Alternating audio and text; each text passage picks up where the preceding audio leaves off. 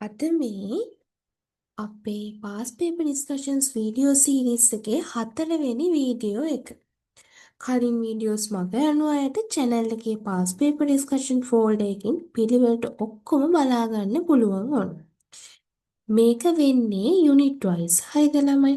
ඒ වගේම වීඩියෝස් කොටස් කරලා මම අරන් එන්නේ පොදු රටා මාතෘකාවලට අනුව. හරි දැන් වීඩියෝස් 4ක් කරලා තියෙන පොදු රටා මාතෘකා මේ 4 වෙනි වීඩියෝ එක පොදු රටා මාතෘකා 4 තමයි අද අපි සාකච්ඡා කරන්න යන්නේ. ඒ කියන්නේ අද අපි සාකච්ඡා කරන්න යන්නේ උපසෛලීය සංඝටක වලින් නිව් සිලබස් එකේ ආපු ප්‍රශ්න ටික. 2019 ඉඳලා 2025 වෙනකම්. හරිද? අනිවාර්යයෙන්ම මේ උපසෛලීය සංඝටක කොටසින් ප්‍රශ්නයක් එනවනේ. නේද? ගොඩක් දුරට එනවා.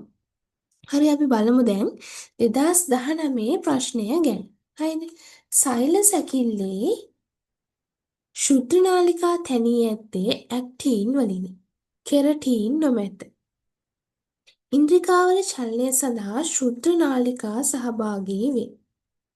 ශුද්ධ සූත්‍රිකා සෛල විභාජනයේදී වර්ණ දේහවල චලනය සඳහා සහභාගී වේ. අතරමැදි සූත්‍රිකා සෛලයෙන් ද්‍රව්‍ය ශ්‍රාවය කිරීම සඳහා අවශ්‍ය මාර්ග සපයයි. දැන් ළමයි අපි දන්නවා සෛල සැකිල්ලේ සංඝටක තුනක් තියෙනවා ශුද්ධ නාලිකා, ශුද්ධ සූත්‍රිකා සහ අතරමැදි සූත්‍රිකා කියලා. මෙන්න මේ ශුද්ධ සූත්‍රිකා වලටමයි අපි ඇක්ටින් සූත්‍රිකා කියලා කියන්නේ. හරිද? එතකොට ශුද්ධ නාලිකා තැන්ලා තියෙන්නේ ටියුබියුලින් බහුඅවික අවයවික වලින්. ඇක්ටින් වලින් නෙවෙයි ටියුබියුලින් බහුඅවයක වලින් තමයි ශුද්ධ නාලිකා තැනිලා තියෙන්නේ. ඇක්ටින් වලින් තැන්ලා තියෙන්නේ මොකක්ද? ඇක්ටින් වලින් තැන්ලා තියෙන්නේ ශුද්ධ සූත්‍රිකා. හරි ඇක්ටින් වලින් තැන්ලා තියෙන්නේ ශුද්ධ සූත්‍රිකා. ශුද්ධ නාලිකා තැනිලා තියෙන්නේ ටියුබියුලින් වලින්. හරිද? ටියුබියුලින් වලින්. එතකොට කෙරටීන් නොමැත කියලා තියෙනවා. කෙරටීන් තියෙනවනේ අතරමැදි සූත්‍රිකාවල අපි දන්නවා ප්‍රෝටීන උපේකක වෙන්නේ සෛල වර්ගයේ මත රඳා පවතින විවිධ ප්‍රෝටීන් කීපයකින් එකක්. හරිද? එතකොට උදාහරණයක් විදිහට අපිට කෙරටීනුත් ගන්න පුළුවන්. ඉතින් එතකොට කෙරටීන් නොමැත කියන එකත් වැරදි වුණ කෙරටීන් තියෙනවා. හරිද? කෙරටීන් තියෙනවා කොහෙද තියෙන්නේ? අතරමැදි සූත්‍රිකාවල. දැන් ඔයාලා මේක විවරණය කරගෙන යනකොට මේ වගේ ලියා ගන්න. ශුද්ධ නාලිකා කොහෙද වල තැන්ලා තියෙන්නේ මොකකින්ද? ටියුබියුලින් බහුඅවයවක වලින්. ඇක්ටින් තියෙන්නේ කෝකේද? ශුද්ධ සූත්‍රිකාවල. අන්න එහෙම කියලා ලියා ගන්න. ඒක කෙරටීන් නොමැත කියන එක වැරදි. කෙරටීන් තියෙනවා කොහෙද තියෙන්නේ? අතරමැදි සූත්‍රිකාවල. හරි නේද? ඉන්ද්‍රිකාවල චලනය සඳහා ශුද්ධ නාලිකා සහභාගී වේ. ඉන්ද්‍රිකාවල චලනය සඳහා සහභාගී වෙන්නේ නැහැ ළමයි. අපි දන්නවා මේ ශුද්ධ නාලිකා, ශුද්ධ සූත්‍රිකා, අතරමැද සූත්‍රිකා කියන ඒ වගේ පොදු කෘත්‍යයක් විදිහට අපිට ගන්න පුළුවන් ඉන්ද්‍රිකා ස්ථානගතව තබා ගැනීමට දායක වෙනවා කියන එක නේද? එතකොට ඉන්ද්‍රිකාවල චලනය සඳහා ශුද්ධ නාලිකා සහභාගී වේ කිව්වම වැරදි. සෛල ප්‍රාශ්මීය චලනය අවශ්‍ය වෙලාවට වර්ණ දේහ චලනය අන්න ඒවට නම් දායක වෙනවා. එතකොට ඔන්න මේකත් වැරදි. ඊළඟට ශුද්ධ සූත්‍රිකා සෛල විභාජනයේදී වර්ණ දේහවල චලනය සඳහා සහභාගී වේ. සෛල විභාජනයේදී වර්ණ දේහවල චලනය සඳහා දායක වෙන්නේ කවුද? ශුද්ධ නාලිකා. ශුද්ධ සූත්‍රිකා නෙවෙයි ශුද්ධ නාලිකා තමයි ඔන්න දායක වෙන්නේ. ශුද්ධ නාලිකා. හරිද? එතකොට ශුද්ධ සූත්‍රිකා වලින් කියන්නේ කරන්නේ සත්ව සෛලවල සෛල විභාජනයේදී ભેදන ඇලිය සාධනයක නම් ඔන්න කරනවා ශුද්ධ සූත්‍රිකා වලින්. ශුද්ධ සූත්‍රිකා වලින් කරන්නේ ભેදන ඇලිය සාධනයක. හරිද? සෛල විභාජනයේදී ભેදන ඇලිය සාධනයක තමයි වෙන්නේ. ඊළඟට ඔන්න ඒකත් වැරදි. ඊළඟට අපි බලමුකෝ අතරමැදි සූත්‍රිකා සෛලයෙන් ද්‍රව්‍ය ශ්‍රාවය කිරීම සඳහා අවශ්‍ය මාර්ග සපයයි. අතරමැදි සූත්‍රිකා සෛලයෙන් ද්‍රව්‍ය ශ්‍රාවය කිරීම සඳහා අවශ්‍ය මාර්ග සපයයි. හරිනේ. මම සෑදීම කරන්නේ අතරමැදි සූත්‍රිකා. හරිද? දෙස්මසෝම සෑදීම කරන්නේ අතරමැදි සූත්‍රිකා. ඒ වගේම අතරමැදි සූත්‍රිකාව තව කෘත්‍යයක් තමයි නාෂ්ටික තලාව සෑදීම. ඉතින් අතරමැදි සූත්‍රිකා සෛලීන් ද්‍රව්‍ය ශ්‍රාවය කිරීම සඳහා අවශ්‍ය මාර්ග සපයයි කියන එක ඔන්න හරි. ඒක තමයි එතකොට උත්තරය වෙන්නේ.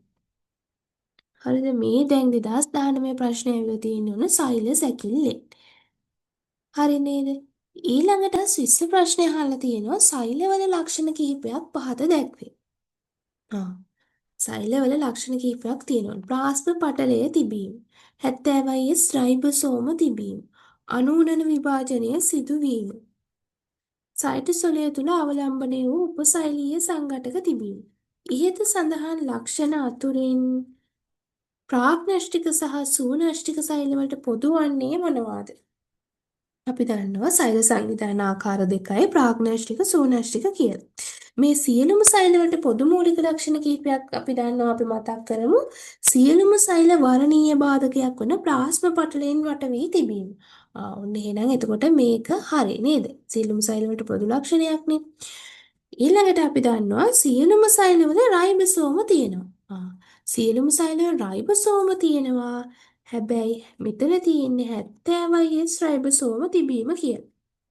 මෙතන තියෙන්නේ 70S රයිබෝසෝම තිබීම කියලා. හරි නේද? 70S රයිබෝසෝම සියලුම සෛලවල තියෙනවා. ප්‍රාග්නෂ්ටික සෛලවලත් තියෙනවා, සූනෂ්ටික සෛලවලත් තියෙනවා. හැබැයි ඔන්න 80S රයිබෝසෝම තිබීම කිව්වනම් අයිති වෙන්නේ සූනෂ්ටික සෛලවලට විතරයි. එතකොට ඔන්න මේකත් හරි. ඊළඟට අනූනන විභාජනය සිදුවීම. අනූනන විභාජනය සිදුවෙන්නේ කොහෙද? ප්‍රාග්නෂ්ටික සෛලවල සිදුවෙන දීඛණ්ඩනය. නේද? සෛල විභාජනය වෙන්නේ දීඛණ්ඩනය. ඌනන විභාජන අනූනන විභාජන සිදුවෙන්නේ නැහැ. හැබැයි සූනෂ්ටික සෛලවල ඌනන විභාජනය හෝ අනූන විභාජනය හෝ විභාජන දෙකම සිද්ධ වෙනවා. හරිද? ඔන්න එතකොට මේක ප්‍රාග්නෂ්ටික සෛලවල ලක්ෂණයක් නෙවෙයි නිසා ඔන්න ඒක වැරදි.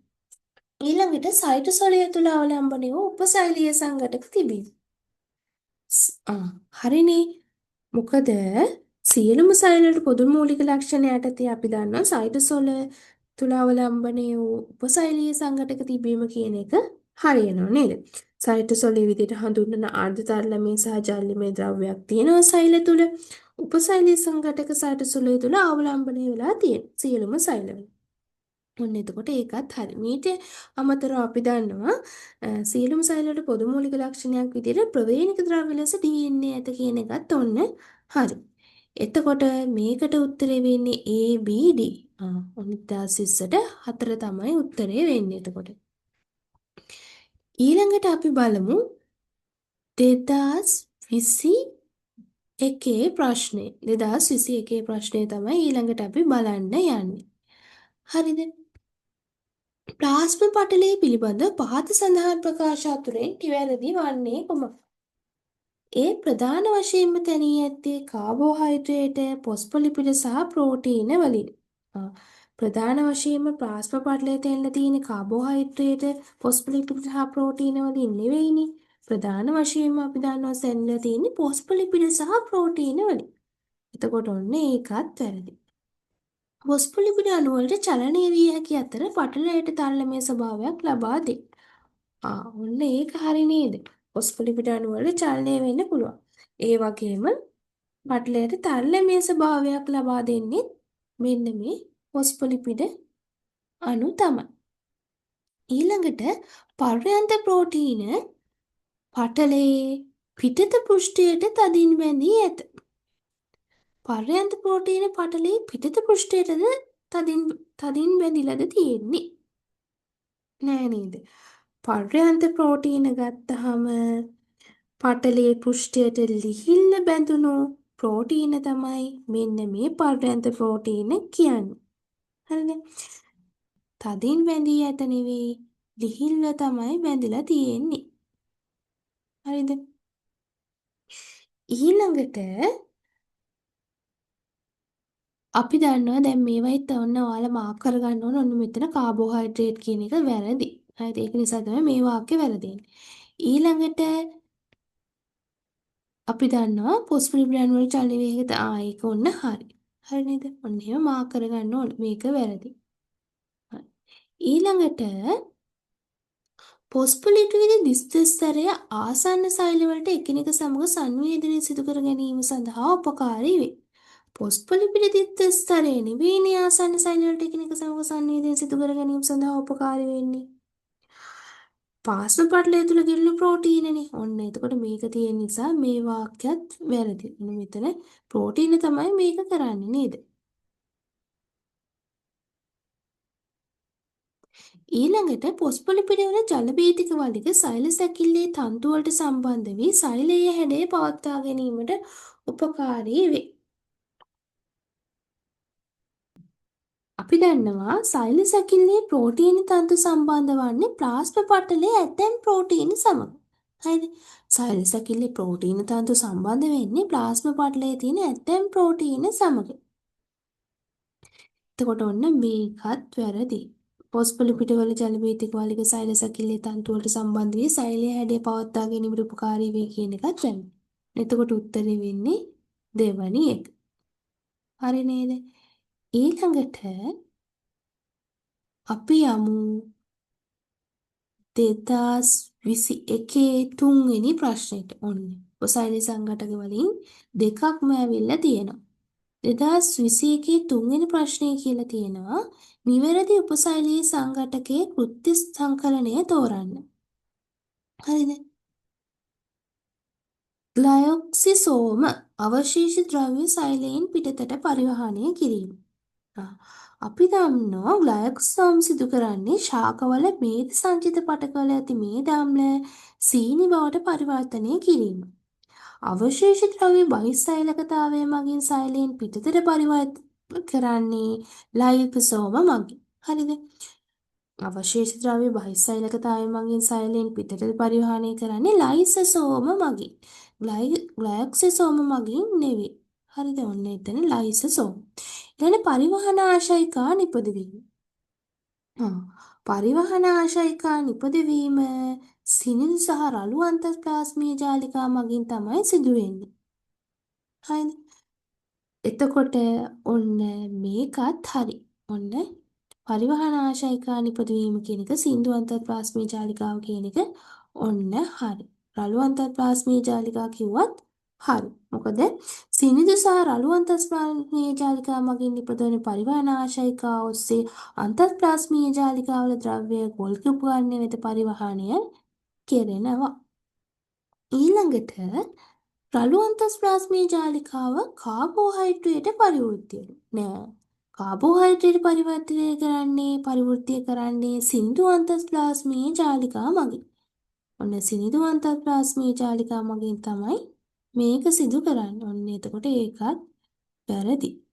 නෂ්ටිය ග්ලයිකෝප්‍රෝටීන සංශ්ලේෂණය. ග්ලයිකෝප්‍රෝටීන සංශ්ලේෂණය සිදු කරන්නේ රළු අන්තර්ප්ලාස්මීය ජාලිකා. හරි. ග්ලයිකෝප්‍රෝටීන සංශ්ලේෂණය කරන්නේ නෂ්ටිය නෙවෙයි රළු අන්තර්ප්ලාස්මීය ජාලිකා වලින්. ඊළඟ ප්‍රභාෂණය කරන ඕන පෙරොක්සිසෝම්. ඒකත් හරිනේ. පෙරොක්සිසෝම් වල තියෙන එන්සයිම මගින් හයිඩ්‍රජන් පෙරොක්සයිඩ් බිඳ ප්‍රතික්‍රියාව උත්ප්‍රේරණය කරනවා. ඒ වගේම හරිත ලව පෙරොක්සිසෝම සහ මයිටොකොන්ඩ්‍රියා කියන ඉන්ද්‍රිකා තුනේම තියෙන එන්සයිම භාවිතා කළා ප්‍රභාෂණය සිදුවන නිසා මෙන්න මේ පස්වෙනි ප්‍රතිචාරයත් නිවැරදි වෙනවා. ඔන්න එතකොට මේකට උත්තර දෙකක් තියෙනවා. 2 සහ 5. හරිද? ඔෆිෂියල් මාකින් ස්කීම් එකෙත් මේව තමයි තියෙන්නේ. මේ උත්තර දෙකටම හරි දීලා තියෙනවා. දැන් තේරුණා නේද ඒක? ඊළඟට අපි බලමු 2022 තුන්වෙනි ප්‍රශ්නේ. රළු අන්තර්ප්ලාස්මීය ජාලිකාව සහ සිනිඳු අන්තර්ප්ලාස්මීය ජාලිකාව යන දෙකටම පොදු කෘත්‍යයක් වන්නේ මොකක්ද කියලා අහලා තියෙනවා. බලමු. ග්ලයිකෝප්‍රෝටීන සංශ්ලේෂණය කිරීම. අපි දැනුත් කතා කරා රළු අන්තර්ප්ලාස්මීය ජාලිකාවලින් තමයි මෙන්න මේ ග්ලයිකෝප්‍රෝටීන සංශ්ලේෂණය සිදු වෙන්නේ. දෙකෙන්ම සිදු වෙන්නේ නැහැ. හරිද? රළු අන්තර්ප්ලාස්මීය ජාලිකාවලින් තමයි සිදු වෙන්නේ. ඔන්න. ඊළඟට පොස්ෆොලිපිඩ සංශ්ලේෂණය කිරීම. පටල පොස්ෆොලිපිඩ සංශ්ලේෂණය කරන්නේ රළු අන්තර්ප්ලාස්මීය ජාලිකා.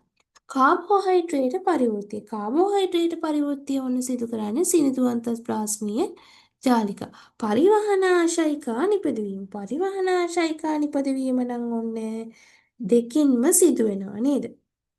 පරිවහන ආශ්‍රයකා නිපදවීම රළු අන්තර්ප්ලාස්මීය ජාලිකා සහ සින්දු අන්තර්ප්ලාස්මීය ජාලිකා කියන දෙකින්ම සිදු වෙනවා. ඔන්න එතකොට ඒක තමයි උත්තරය. කැල්සියම් අයන සංචිත කිරීම සිදු කරන්නේ සිනිඳු අන්තර්ප්ලාස්මීය ජාලිකා. හරි නේද? ඔන්න අපි 2022 තුන්වෙනි ප්‍රශ්නේත් සාකච්ඡා කරා. ඊළඟට අපි යමු බලන්න 2022 හතරවෙනි ප්‍රශ්නය. සූනෂ්ටික සෛලයක උපසෛලීය සංඝටක පිළිබඳව පහත සඳහන් ප්‍රකාශ අතුරින් නිවැරදි වන්නේ. තෛලකොයිඩවල DNA සහ රයිබෝසෝම ඇත. තෛලකොයිඩවල DNA සහ රයිබෝසෝම තියෙනවද? නෑ. පංජරය තුල තමයි චක්‍රීය DNA. අපි දන්නවා හයිද්‍රව පංජරය තුල තමයි චක්‍රීය DNA. කියන්නේ හයිද්‍රව DNA 70S රයිබෝසෝම බොහෝ එන්සයිම පිෂ්ඨ කණිකා සහ ලිපිඩ බිඳිති තියෙන්නේ හයිද්‍රව පංජරය තුල. තෛලකොයිඩවල නෙවෙයි. ඊළඟට මයිටොකොන්ඩ්‍රියමක පිටත පටලයේ සංවෘතාංශු ඇත. පිටත පටලයේ නෙවෙයි. ඇතුළත පටලය මියර සෑදීමට නැමී තියෙනවා කියලා අපි දන්න ඕනේ. ඒ වගේ තමයි තියෙන්නේ සංවෘතාංශු. මේක ඔන්න මෙතනත් වැරදි. මේ ධම්ම ග්ලයිකොලිපිඩ බවට හැරවීම සඳහා අවශ්‍ය එන්සයිම ග්ලයිකෝසෝම තුල ඇත. ග්ලයිකෝසෝම තුලින් කරන්නේ මේ ධම්ම සීනි බවට පරිවර්තනය කරන එක. මේ ධම්ම ග්ලයිකොලිපිඩ බවට පරිවර්තනය කරන එක නෙවෙයි. ඔන්න ඒක අපි කලිනුත් කතා කරා. ගොල්ගි උපකරණය සෙලියුලෝස් නිපදවයි. ගොල්ගි උපකරණය සෙලියුලෝස් නිපදවයි කියන එක ඔන්න හරි. ප්‍රෝටින් වලින් තැනී ඇති න්‍යෂ්ටික තලාවේ ක්‍රොමැටින් ගිලී ඇත. න්‍යෂ්ටික තලාව සෑදිලා තියෙන්නේ අපි දන්නෝ ප්‍රෝටීන සූත්‍රිකාවලින් තමයි. හරිද? න්‍යෂ්ටි ආවරණය ඇතුළත ස්තරය ආස්තරණය කරන ප්‍රෝටීන සූත්‍රිකාවලින් තමයි මේ න්‍යෂ්ටික තලාව සැදිලා තියෙන්නේ. හැබැයි ළමයි ක්‍රොමැටින් ගිලිලා තියෙන්නේ න්‍යෂ්ටික තලාවේ කියන එක වැරදි. ක්‍රොමැටින් හා අපි දන්නවා ඩෂ්ටිකාව කියන දෙකම හරිද? ගිලිලා තියෙන්නේ න්‍යෂ්ටි පූරකයේ. ක්‍රොමැටින් සහ න්‍යෂ්ටිකාව කියන දෙකම ගිලිලා තියෙන්නේ න්‍යෂ්ටි පූරකයේ. ප්‍රෝටීන් වලින් තැනී ඇති න්‍යෂ්ටික තලාවේ ක්‍රොමැටින් ගිලී ඇති කියන එක වැරදි. ප්‍රෝටීන සූත්‍රිකාවලින් තමයි මේ න්‍යෂ්ටික තලාව සැදිලා තියෙන්නේ. හැබැයි ඒක ඇතුලේ නෙවෙයි ක්‍රොමැටින් ගිලිලා තියෙන්නේ. ක්‍රොමැටින් ගිලිලා තියෙන්නේ න්‍යෂ්ටි පූරකේ. න්‍යෂ්ටිකාවත් ගිලිලා තියෙන්නේ න්‍යෂ්ටි පූරකේ. ඔන්න එතකොට ඒකත් වැරදි. එතකොට ගොල්ගි උපකරණයේ සෙලියුලෝස් නිපදවයි කියන එක තමයි හරි උත්තරය වෙන්නේ. ඊළඟට අපි බලමු අපි මේ දැන් කතා කරන්නේ 2024 තුන්වෙනි ප්‍රශ්නය මයිටොකොන්ඩ්‍රියාවල අන්තර්පටල අවකාශය තුල DNA අණුවක් ඇත කියන එක හරිද? නෑ. පූරකයේ තුල තමයි චක්‍රීය DNA අණු තියෙන්නේ. පූරකයේ තුල මොනවද තියෙන්නේ? 70S රයිබෝසෝම, චක්‍රීය DNA අණු, පොස්පේට් කණිකා, එන්සයිම තියෙන්නේ. ඔන්න මේක වැරදි. ඇතුළු පටලය තුළ ක්‍රිබ්ස් චක්‍රයට අවශ්‍ය එන්සයිම ගිලී ඇත. ඇතුළු පටලය තුළ ඔක්සිකාර්ග පොස්පොලයිනීකරණයට අවශ්‍ය එන්සයිම තමයි තියෙන්නේ. ක්‍රිබ්ස් චක්‍රයට අවශ්‍ය එන්සයිම මයිටොකොන්ඩ්‍රියල් පූරකය තුළ තමයි තියෙන්නේ. ක්‍රිබ්ස් චක්‍රයට අවශ්‍ය එන්සයිම කොහෙද තියෙන්නේ? ඇතුළු පටලය තුළ නෙවෙයි මයිටොකොන්ඩ්‍රියල් පූරකය තුළ තමයි පවතින්නේ.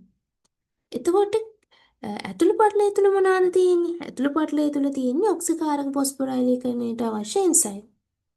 ඊළඟට අපි බලමු පූරකය තුළ 80S රයිබෝසෝම සහ ෆොස්ෆේට් කණිකා පවතී. පූරකය තුළ තියෙන්නේ 70S රයිබෝසෝම හා ෆොස්ෆේට් කණිකා. ඔන්න ඒක නිසා ඒකත් වැරදි. හරිද? 80S නෙවෙයි 70S රයිබෝසෝම. පූරකය තුලදී පයිරුවේට් අණුවක් කාබන් ඩයොක්සයිඩ් අණු දෙකක් නිදහස් කරමින් ඇසිටයිල් කොඑන්සයිම් A අණුවක් බවට පත්වේ. පූරකය තුල පයිරුවේට් අණුවක් ඇසිටයිල් සහ එන්සයිම් A අණුවක් බවට පත්වන විට කාබන් ඩයොක්සයිඩ් අණුවක් තමයි පිට කරන්නේ. අණු දෙකක් නෙවෙයි එක අණුවයි පිට කරන්නේ. ඔන්න ඒක නිසා ඒකත් වැරදි. ඊළඟට බලමු පස්වෙනි එක. ඔක්සිකාර්ග පොස්පොරයිලීකරණයට අත්‍යවශ්‍ය එන්සයිම මියරවල ඇත. ඔන්න ඒක හරි. ඔක්සිකාරක පොස්පොලයිලීකරණයට අත්‍යවශ්‍ය වන එන්සයිම මියරවල තමයි තියෙන්නේ. ඔන්න අපි 2024 ප්‍රශ්නේත් සාකච්ඡා කරා. ඊළඟට අපි බලමු 2024 41 වෙනි ප්‍රශ්නය. හරිද? මොකක්ද තියෙන්නේ? සෛල සංධි පිළිබඳව පහත් සඳහන් ප්‍රකාශ අතුරෙන් නිවැරදි වන්නේ කුමක්ද? කුමන ඒවාද? අයන වලට ගමන් කිරීමේ ඉඩ සලසන සෛල සංධි සත්ව කළලවල ඇත. හිදෙස් සංධි නැත්තම් sannivedana සංධිවල අයන සීනි ඇමයිනෝ අම්ල වලට ගමන් කරන්න පුළුවන් සිදුරු තියෙනවා. මේ සංධි සත්ව සෛලවල හා හර්ට් පේශවල දැකිය හැකියි. හරිද? ඔන්න ඒක නිසා මේ ප්‍රකාශය සත්‍ය වෙනවා.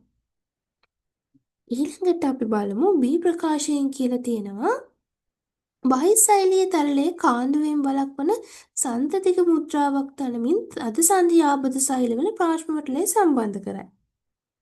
හරි. ඔන්න ඒකත් හරි. මොකද බහිසෛලීය තරල අන්තර්සෛලීය අවකාශ වලින් කාන්දු වෙන එක වළක්වන්න මෙන්න මේ තද සංධි පිහිටන. ඊළඟට ප්ලාස්ම බන්ධ යාබද ශාක සෛලවල සෛල පිත්ති අතර ඇති අජීවී සම්බන්ධතාවය. ප්ලාස්ම බන්ධ ශාක සෛලවල සෛල පිත්ති තුලින් දිවෙන යාබද සෛලවල සෛල ප්ලාස්ම අතර සජීවී සම්බන්ධතා නෙවෙන්නේ අජීවී සම්බන්ධතා නෙවෙයි. සජීවී සම්බන්ධතා වෙන. හිදෙස් සංධි අතරමැදි සූත්‍රිකා මගින් යාබද සෛලවල සෛල සැකිලි සම්බන්ධ කරයි. හිදෙස් සංධි නෙවෙයි ඩෙස්මසෝම මගින් තමයි යාබද සෛල අතර අතරමැදි සූත්‍රිකා මගින් යාබද සෛලවල සැකිලි සම්බන්ධ කරන්නේ. ඩෙස්මසෝම මගින්. ඊළඟට අපි බලමු ඔන්න එතකොට ඒකේ උත්තර වෙන්නේ A සහ B. හරිද? A සහ B. ඒ කියන්නේ තුන්වෙනි උත්තරේ. ඊළඟට බලමු 2025 පළවෙනි එක. ඔන්න අලුත් මේ සිලබස් එකේ ප්‍රශ්නේ. අලුත් පාස් පේපර් එක නේද? සෛලයක න්‍යෂ්ටිය පිළිබඳ පහත් සඳහන් ප්‍රකාශ අතුරින් නිවැරදි වන්නේ කුමක්ද? න්‍යෂ්ටි ආවරණයේ පිටත ආවස්තරණය කරන ප්‍රෝටීන සූත්‍රිකාවලින් න්‍යෂ්ටි තලාව තැනී ඇත. න්‍යෂ්ටි ආවරණයේ පිටත ආස්තරණය කරන ප්‍රෝටීන සූත්‍රිකාවලින් න්‍යෂ්ටික තලාව තැනී ඇති. න්‍යෂ්ටික තලාව හැදිලා තියෙන්නේ ප්‍රෝටීන සූත්‍රිකාවලින් නම් තමයි. හැබැයි න්‍යෂ්ටි ආවරණයේ පිටත නෙවෙයි ඇතුළත ආස්තරණය කරන ප්‍රෝටීන සූත්‍රිකාවලින් තමයි න්‍යෂ්ටික තලාව හැදිලා තියෙන්නේ. එතකොට ඒක වැරදි. න්‍යෂ්ටි ආවරණයේ ඇතුළත සහ පිටත පටල වෙන් වී ඇත්තේ 20ත් 40ත් මයික්‍රෝමීටර වූ අවකාශයකිනි. මයික්‍රෝමීටර් නෙවෙයි නැනෝමීටර් නේද? ඔන්න ඒක නිසා ඒකත් වැරදි. ඊළඟට ද්‍රව්‍ය ඇතුළු වීම සහ පිටවීම යාමනය කිරීම සඳහා සිදුරු සංකීර්ණයක් න්‍යෂ්ටි ආවරණයේ ඇත. ඔන්න හරි. ද්‍රව්‍ය ඇතුළු වීම පිටවීම යාමනය කරන්න සිදුරු සංකීර්ණයක් තියෙනවා න්‍යෂ්ටි ආවරණේ. ඒක හරි. න්‍යෂ්ටික තලාව තුල න්‍යෂ්ටිකාව ගිලී ඇත. න්‍යෂ්ටිකාව ගිලී තියෙන න්‍යෂ්ටි තලාව තුලද නෑ. අපි කලිනුත් කතා කරා ඔන්න පේනවනේ එකම විදිහේව තමයි අහන්නේ. අපි කලිනුත් කතා කරා න්‍යෂ්ටිකාව ගිලිලා තියෙන්නේ න්‍යෂ්ටි පූරකය තුල. විභාජනයේ නොවන සෛල තුල ක්‍රොමැටින් නැත්තේ තදින් දඟර ගැසුණු ගුණයක් ලෙසය. විභාජනයේ නොවන සෛල තුල නෙවෙයි විභාජනයේ වෙන සෛලවල තමයි ක්‍රොමැටින් තදින් දඟර ගැසුණු ගුණයක් විදිහට දිස් වෙන්නේ. ඔන්න එතකොට 9ට උත්තරේ 3. ඒ කියන්නේ 2025 පළවෙනි ප්‍රශ්නට උත්තරේ 3. ඊළඟට අපි බලමු 2025 පස්වෙනි ප්‍රශ්නේ. ප්ලාස්ම පටලය ගැන අහලා තියෙන්නේ. ප්ලාස්ම පටල ප්‍රෝටීන වල නිවැරදි කෘත්‍ය තෝරන්න. ආසන්නව පිහිටි සෛලවලට එකිනෙක සමග sannivedanaya සිදු කිරීම සඳහා ඉඩ සැලසීම. ඔන්න ඒකත් හරි. සෛලයේ හඩය පැවැත්වා ගැනීමට උපකාරී වීම. හරි. ප්ලාස්ම පටල ප්‍රෝටීන වල කෘත්‍යයක්. විශිෂ්ට ජෛව රසායනික සමග අන්තර්ක්‍රියා කිරීම සඳහා ප්‍රතිග්‍රාහක ලෙස ක්‍රියා කිරීම. ඒකත් හරි. ප්ලාස්ම පටලයේ තරලමය ස්වභාවය පවත්වා ගැනීම. ප්ලාස්ම පටලයේ තරලමය ස්වභාවය පවත්වා ගන්නේ ප්ලාස්ම පටල ප්‍රෝටීන නෙවෙයිනේ. ප්‍රෝටීන වලින් නෙවෙයි ප්ලාස්මා පටලයේ තරලමය ස්වභාවය පවත්වා ගන්න නේද? ඔන්න එතකොට ඒක වැරදි. පොස්පොලිපිඩ වලින් තමයි ප්ලාස්මා පටලයේ තරලමය ස්වභාවය පවත්වා ගන්නේ. ඔන්න එතකොට ඒකට උත්තරේ වෙන්නේ A, B සහ C. ඔන්න අපි පොදු රටා මාතෘකා 4ක් සාකච්ඡා කරලා ඉවර කරා. එතකොට උපසයිලේ සංඝටකගෙන ආපු පාස් පේපර්ස් ටික ඩිස්කස් කරලා ඉවර කරා. ඊළඟට අපි පොදු රටා මාතෘකා 5 කියන්නේ සෙකන්ඩ් යුනිට් එකේම තව පොදු රටා මාතෘකාවක් එක හම්බෙමු.